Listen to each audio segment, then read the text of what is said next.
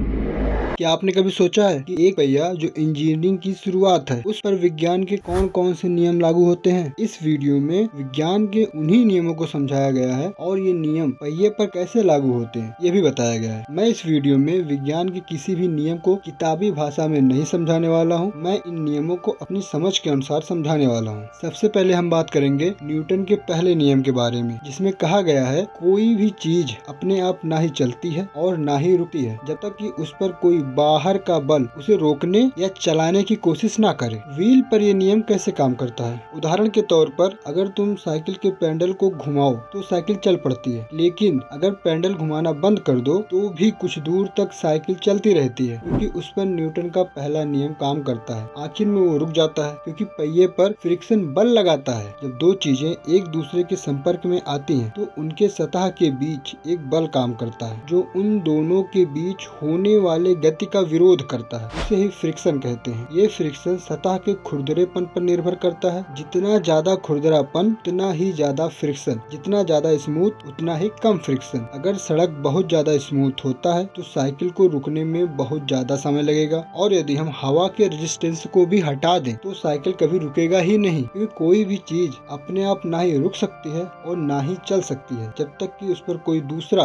रोकने की कोशिश ना करे। अब हम बात करेंगे न्यूटन के दूसरे नियम के बारे में, जिसमें कहा गया है किसी चीज को जितना ज्यादा एक्सेलरेशन देना हो उस पर उतना ही ज्यादा बल लगाना होता है। जब किसी वाहन की स्पीड में बदलाव होता है तो उसे एक्सेलरेशन कहते हैं। जब किसी वाहन की स्पीड 0 किलोमीटर प्रति घंटा से बढ़कर 60 किलोमीटर प्रति घंटा हो जाता है तो इसे पॉजिटिव एक्सेलरेशन कहते हैं, और जब वाहन रुक जाता है तो उसे निगेटिव एक्सेलरेशन कहते हैं। ये नियम पहिए पर कैसे काम करता है? हमें पहिए को जितनी स्पीड से घुमाना है उस पहिए पर उतना ही ज्यादा बल लगाना होगा। अब हम न्यूटन के तीसरे नियम के बारे में बात करेंगे, जिसमें कहा गया है कि हर धक्के के बदले में उल्टी दिशा में उतना ही धक्का मिलता है। पहिए पर यह नियम कैसे काम करता है? जब पहिया जमीन को जितना बल लगाकर पीछे की तरफ ढकेलता है तो जमीन भी उस पर उतना ही बल लगाकर उसे आगे की तरफ ढकेलता है। इन सब के अलावा पहिए पर और भी कई बल हैं जो काम करते हैं, जैसे सेंट्रीपिटल फोर्स। जब कोई बॉडी सर्कल में घूमती है तो उस पर सेंटर की तरफ खींचने वाला बल काम करता है और इसी बल को सेंट्रीपिटल फोर्स कहते हैं। पहिए पर यह बल कैसे काम करता है? पहिए का हर कण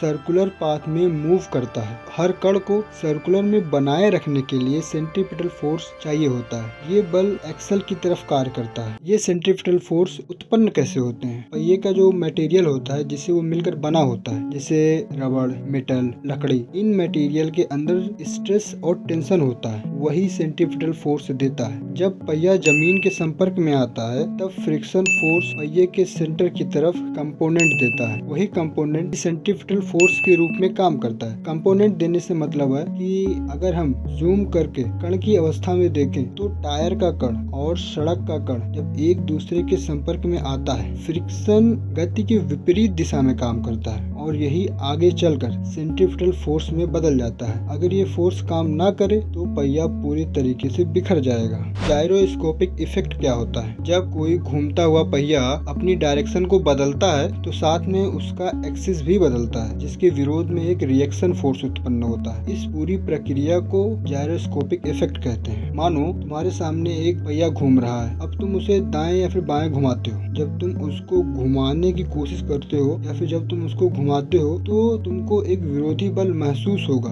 उसी महसूस हुए बल को रिएक्शन टॉर्क कहते हैं। इसी की वजह से मुड़ती हुई गाड़ी स्टेबल रहती है। क्या आप लोगों ने कभी सोचा है कि पहिया सर्कुलर शेप में ही क्यों होता है और किसी शेप में क्यों नहीं होता? क्योंकि सर्कुलर शेप ही एक ऐसा मात्र शेप है जिसमें हर पॉइंट सेंटर से सेम दूरी पर होता है। इसी शेप में यूनिफॉर्म रोटेशन मिलता है। अगर पहिए को स्क्वायर शेप का बना दिया जाता तो जमीन से पहिए का एक बड़ा क्षेत्र संपर्क में आता, जिससे फ्रिक्शन फोर्स बढ़ जाता और पहिए को घुमाने के लिए ज्यादा एनर्जी की आवश्यकता होती और साथ में जो झटके लगते वो अलग। और जबकि सर्कुलर शेप में स्ट्रेस बराबर डिस्ट्रीब्यूट हो जाता है। स्ट्रेस को डिस्ट्रीब्यूट करने के लिए रिम को डिजाइन किया गया है जो एलॉय मटेरियल से मिलकर बना होता है, जो स्ट्रेस को सह लेता है। एक बॉक्स को खींचने से ज्यादा आसान होता है पहिए को रोलिंग कराना।